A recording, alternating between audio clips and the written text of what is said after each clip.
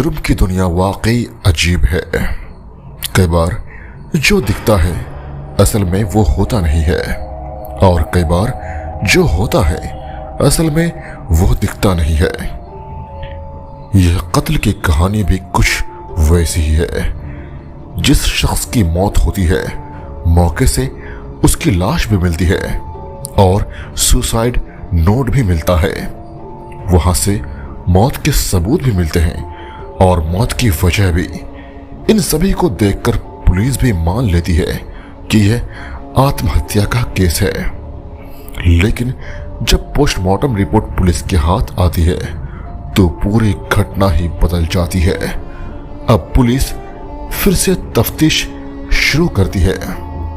फिर जो कहानी सामने आती है उसे जानकर पुलिस भी दंग हो जाती है। आज के इस कहानी में मैं मध्य प्रदेश के एक बेहद ही सस्पेंस थ्रिलर मर्डर मिस्ट्री के बारे में बात करूंगा जो सच्ची कहानी पर आधारित है। मध्य प्रदेश की राजधानी भोपाल का सेंट्रल जेल, साल 2019, तारीख 29 जून।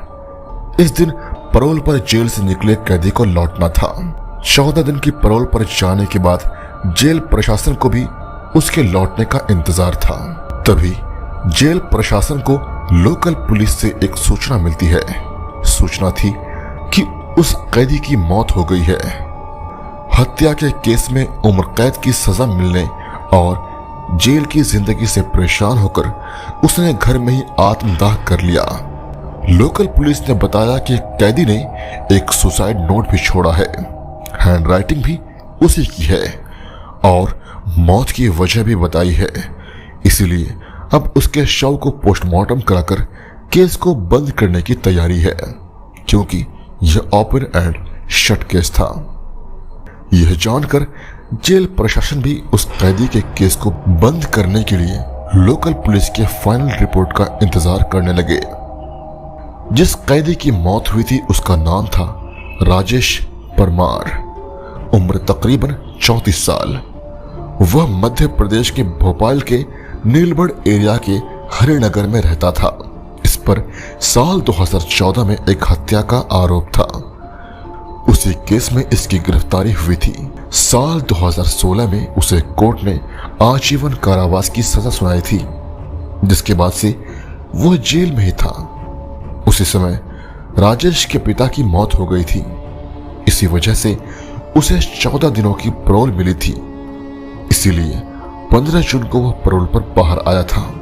29 जून को उसकी पैरोल खत्म होने वाली थी। इस वजह से उसे हर हाल में 29 जून को जेल में लौटना था। लेकिन 29 जून की सुबह ही उसके घर से आग की लपटें निकलने लगी थी, जिसे देख आसपास के लोगों ने पुलिस को सूचना दी। फायर ब्रिगेड की गाड़ियां और लोकल पुलिस मौके पर पहुंची। आग बुझाने पर देखा गया तो एक युवक बुरी तरह से जल चुका था। चेहरा और शरीर भी पूरी तरह से जला हुआ था। देखकर ही वह मरा हुआ लग रहा था। फिर भी पुलिस ने आखिरी उम्मीद में उसे तुरंत अस्पताल में भर्ती कराया, जहां डॉक्टरों ने उसे मृत करार दिया। अब पुलिस ने घर की तलाशी ली तो एक सुसाइड नोट भी मिला, जिसमें लिखा था कि पिता की मौत होने से वह दुखी था। अब परिवार में कोई उसे पैरोल भी नहीं दिलाएगा। इस वजह से वह अब दुनिया से निराश हो चुका है, लिहाजा वह आग लगाकर आत्महत्या कर रहा है।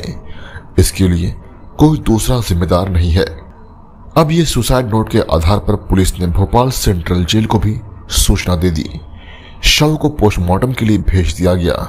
साधारण सुसाइड केस की तरह पुलिस ने भी इस केस को बंद कर दिया। उधर पोस्टमार्टम के बाद शव को रिश्तेदारों को सौंप दिया गया। रिश्तेदारों ने भी शव का अंतिम संस्कार कर दिया। लेकिन इस पूरे केस में 24 घंटे बाद एक नया मोड़ लिया, जब वहां पुलिस को राजेश परमार की पोस्टमार्टम रिपोर्ट मिली। उस समय के भोपाल पुलिस के नए एसपी अखिल पटेल के पास नीलबढ़ का एरिया था। उन्होंने जब पोस्टमार्टम रिपोर्ट देखा तो चौंक गए। रिपोर्ट में लिखा था कि गला दबाने से जान गई है, यानी मौत की वजह आग या धुएं से दम घुटना नहीं बल्कि गला दबाकर हत्या हुई है। फिर वो इस केस की तफ्तीश में जुट जाते हैं। तुरंत मौके से ली हुई सभी फोटोग्राफ्स अपने पास मंगवाते हैं। यहाँ सबसे बड़ा सवाल था कि अगर आग से जलकर मरा तो फिर गला किसने और क्यों घोटा। सभी फोटो को बारीकी से देखते हैं। एक फोटो में वो देखते हैं कि मरने वाले शख्स का पैर बिल्कुल एक दूसरे से चिपका हुआ था, जबकि जब भी कोई जलकर मरेगा तो वह तड़पने लगेगा। फिर उसके पैर एक दूसरे से चिपकने के बजाय अलग अलग होने चाहिए, लेकिन इस केस में ऐसा नहीं था। दूसरी तस्वीरें भी देखते हैं, उनसे पता चलता है कि उस शख्स का चेहरा और सीने वाला हिस्सा ही पूरा जला था, जबकि हाथ और पैर ज्यादा जले नहीं थे और अजीब तरीके से मुड़े भी थे। इससे शक यही होता है कि कहीं हाथ और पैर बांधे तो नहीं थे, जिस वजह से ऐसा हुआ। अब इसका पता लगाने के लिए वो पुलिस अधिकारी पूरी टीम के साथ मौके पर जाते हैं। घटनास्थल को बारीकी से देखते हैं, फिर आसपास के लोगों से पूछताछ करते हैं तो पता चलता है कि एक दिन पहले राजेश परमार के साथ एक या दो और लोग भी दिखे थे। अब पुलिस इस केस की फाइल को बंद करने की जगह फिर से खोलती है, जांच शुरू करती है। अब पुलिस को यह शक हुआ कि जिसकी मौत हुई उसकी पहले गला घोटकर हत्या की गई। अब पुलिस को यह शक हुई कि जिसकी मौत हुई उसकी पहले गला घोटकर हत्या की गई थी, लेकिन राजेश को जब सुसाइड ही करना था तो उसकी पहली हत्या क्यों की गई। अगर किसी ने गला दबाया तो वह कौन था। अब पुलिस के सामने यह भी सवाल था कि कहीं ऐसा तो नहीं कि मरने वाला राजेश हो ही नहीं। अगर ये राजेश नहीं है तो फिर कौन था। इन सब सवालों को पता लगाने के लिए पुलिस ने उसके मोबाइल नंबर का पता लगाया। फिर रिश्तेदारों के जरिए उसका एक नंबर मिला जो जेल से आने के बाद एक्टिव था, लेकिन अब बंद हो चुका था। उसकी आखिरी लोकेशन भी भोपाल की ही थी। पुलिस ने जब उसके फोन का कॉल डिटेल चेक किया तो एक नंबर पर कई बार बात होने की जानकारी हुई, लेकिन जब उस नंबर पर संपर्क किया गया तो वो भी बंद था। वो नंबर था निहाल नामक युवक का। अब पुलिस के सामने निहाल को खोजने की चुनौती थी और मन में सवाल यह भी आ रहा था कि कहीं निहाल ही तो नहीं मारा गया। इसके अलावा और भी कई सवाल थे। फिलहाल पुलिस उसकी तलाश में जुट गई। फिर पता चला कि निहाल मूल रूप से बिहार का रहने वाला है और पहले राजेश के मकान में ही किराए पर रहता था, लेकिन कुछ महीने से यहां से दूसरे मकान में शिफ्ट हो गया था। अब पुलिस की जांच में निहाल की लोकेशन गुजरात में मिली। इसके बाद पुलिस की एक टीम गुजरात पहुंची और उसे दबोच लिया। इसके बाद जब उससे कड़ाई से पूछताछ हुई तब उसने जो कहानी बताई वो बेहद चौंकाने वाली थी। निहाल ने बताया कि जेल से पैरोल पर आने के बाद राजेश ने उससे संपर्क किया था। फोन पर बात हुई और वो उससे मिलने भी गया था।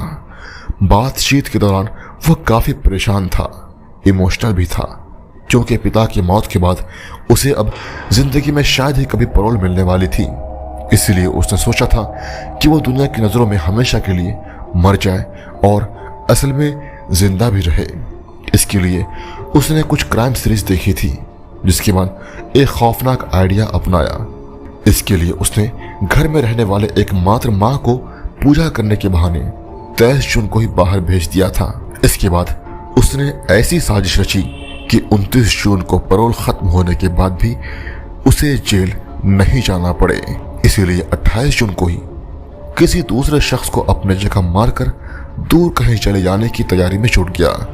इस काम में मदद के लिए उसने मुझे बुलाया, लेकिन मैंने साफ मना कर दिया। इसके बाद उसने 1 लाख रुपए का लालच दिया और कुछ पैसे एडवांस में भी दिए, इसलिए उसके झांसे में आ गया। इस तरह 29 जून को पैरोल खत्म होने से ठीक एक दिन पहले यानी 28 को ही हम दोनों की मुलाकात हुई। 28 जून की शाम को ही दोनों घर पर ही फोन छोड़कर घूमने निकले ताकि लोकेशन ट्रेस ना हो सके। इसके बाद एक पेट्रोल पंप के पास राजेश को अपने ही उम्र और लंबाई वाला एक युवक मिला। उसी युवक ने अपना नाम राजू रैकवार बताया था और दोनों फिर बातचीत करते हुए दोस्त बन गए। बातों ही बातों में दोनों ने राजू को घर पर पार्टी करने और शराब पीने के लिए तैयार कर लिया। राजू मजदूरी करता था, इसलिए खाने और शराब की लालच में तुरंत तैयार हो गया। राजू भी दोनों के साथ राजेश के घर पर आ गया। यहाँ पर राजू को इन दोनों ने खूब जमकर शराब पिलाई। जब उसने अपना होश खो दिया तभी राजेश ने उसकी गला दबाकर हत्या कर दी। इसके बाद उसके हाथ और पैर को रस्सी से बांध दिया ताकि अगर जिंदा भी हो तो आग से बच ना सके। हाथ पैर बांधने के बाद उसे फर्श पर लिटाया और घर में रखी किताबों को उसके ऊपर डाल दिया। फिर राजेश ने खुद ही एक सुसाइड नोट लिखा और उसे कुछ दूरी पर रख दिया ताकि वह सही सलामत पुलिस को सुसाइड के सबूत के रूप में मिल जाए। इसके बाद दोनों ने बाइक से निकाला हुआ पेट्रोल भी डाल दिया ताकि आग से वो पूरी तरह से जल जाए। क्योंकि घर का दरवाजा बाहर से बंद होने पर साजिश का शक हो सकता था, इसलिए दोनों ने घर के दरवाजे को अंदर से बंद किया और छत के रास्ते से बाहर निकल आए। इसके बाद खिड़की से माचिस जलाकर तीले को अंदर फेंक दिया। इस तरह जब आग की लपटें बढ़ गई तब दोनों एक साथ वहां से फरार हो गए थे। साजिश के तहत राजेश ने निहाल का एक पुराना सिम कार्ड सिर्फ लिया और साउथ इंडिया चला गया। वही निहाल गुजरात आ गया था। अब पुलिस ने निहाल की कहानी की सच्चाई का पता लगाने के लिए उससे मृत युवक के बारे में पता लगाया तो यह सच निकला। क्योंकि राजू रैकवार की पत्नी ने 28 जून की रात में ही लोकल पुलिस में गुमशुदगी की शिकायत दर्ज की थी। इसके अलावा पुलिस को राजेश के घर से राजू की चप्पल भी मिली थी जिसे उसकी पत्नी ने पहचान लिया था। यह जानकर पुलिस अब जांच में तेजी से जुट गई। अब पुलिस को पूरी कहानी समझ में आ गई थी, लेकिन जब तक राजेश आंखों के सामने नहीं आ जाता तब तक जांच अधूरी ही थी। अब पुलिस को यह यकीन था कि आज नहीं तो कल राजेश किसी भी तरह निहाल से जरूर संपर्क करेगा। राजेश भी निहाल का एक पुराना सिम कार्ड ले गया था। इस तरह अगले दिन आखिरकार राजेश का फोन निहाल के पास आ ही गया। पुलिस की मौजूदगी में ही निहाल उससे बात करने लगा। राजेश ने वहां के हालात के बारे में पूछा कि कुछ गड़बड़ तो नहीं है। निहाल ने बताया कि कोई गड़बड़ नहीं है, पुलिस को कुछ पता नहीं चला। इसके बाद राजेश ने कहा कि चेन्नई में उसे कुछ मदद चाहिए, अगर कोई दोस्त हो तो बताए। इस पर निहाल ने कहा कि वो उसे जल्द ही बताएगा। इसके बाद फोन कट हो गई। अब पुलिस ने भी राजेश को पकड़ने के लिए पूरी फिल्मी कहानी रची। इसके तहत पुलिस के कुछ लोगों को चेन्नई भेजा और उन्हें लोकल बनकर राजेश से मिलने के लिए बोला। इस तरह निहाल ने राजेश को चेन्नई में रहने वाले अपने एक दोस्त का जिक्र करते हुए उसका फोन नंबर शेयर किया, जिसके बाद राजेश पुलिस वाले को ही निहाल का दोस्त समझकर उससे बात की और मिलने गया। जैसे राजेश ने लुंगी और माथे पर तिलक लगाए, दो युवकों को निहाल का दोस्त समझकर मदद मांगने पहुंचा, तभी उसे पकड़ लिया गया। इस तरह पुलिस ने एक ब्लाइंड मर्डर केस का खुलासा करते हुए 8 जुलाई 2019 को पूरा केस मीडिया के सामने ला रखा। इस केस के बारे में खुद आईपीएस अधिकारी अखिल पटेल कहते हैं कि यह केस कानून की आंखों में धूल झोंकने वाला था, लेकिन जब बारीकी से केस की जांच हुई तो पूरा सच सामने आ गया। इसके बाद राजेश फिर से सलाखों के पीछे भेज दिया गया।